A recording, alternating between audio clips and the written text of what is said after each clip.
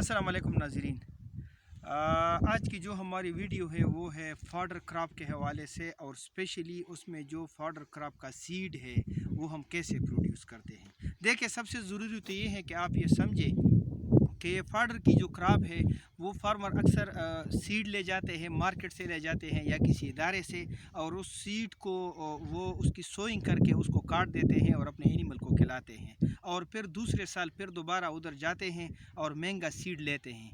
तो इसके लिए ये ज़रूरी है कि अगर मिसाल के तौर पर किसी के साथ 5 एकड़ की ज़मीन है तो वो 4 साढ़े 4 एकड़ पर अपने लिए ग्रीन फॉडर उगाएं, और जो उसका है आधा एकड़ उससे उस सीड प्रोड्यूस करे, तो अगले साल उसको सीड के लिए नहीं जाना पड़ेगा। और दूसरी बड़ी बात ये है कि सीड आप देखते हैं तो रोज़ बरोज़ ये महंगा होता जा रहा है, न सीड की वही क्वालिटी रहती है। तो इसके लिए अगर आप कोई अच्छा बीज ले आएँ तो कम से कम 4-5 साल तक आप इसको लगा सकते हैं, और उसकी जो है वो आपकी इनकम भी ज़्यादा होगी, और उसमें जो है वो प्रोडक्शन भी आपकी इफ़ेक्ट नहीं होगी। इसके लिए मुख्तलिफ़ क्रॉप हैं। इस वक्त मिसाल के तौर पर मैं आपको ओट क्रॉप की एक एग्ज़ाम्पल दूंगा।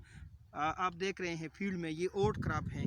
तो ओट क्रॉप की जो सीड रिक्वायरमेंट है वो पर एकड़ हमारे पास तकरीबन 40 केजी है।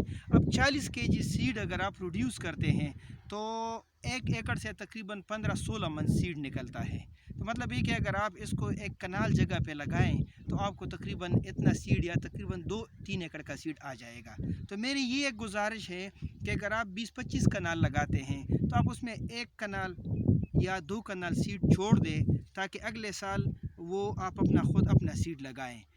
क्योंकि फॉडर और हाइब्रिड ये दोनों ऐसी चीज़ें हैं, हाइब्रिड भी आप सिर्फ 1 साल लगा सकते हैं, और जो फॉडर है उसको भी आप 1 साल लगा सकते। अगले साल फार्मर उसको काट देता है और फिर वो दोबारा सीड के लिए जाता है। अब ओट की सीड जो है ये 40 केजी पर एकड़ इसका सीड रेट है, और इसकी जो प्रोडक्शन है वो तकरीबन 600 मन पर एकड़ इसकी ग्रीन फॉडर की प्रोडक्शन है।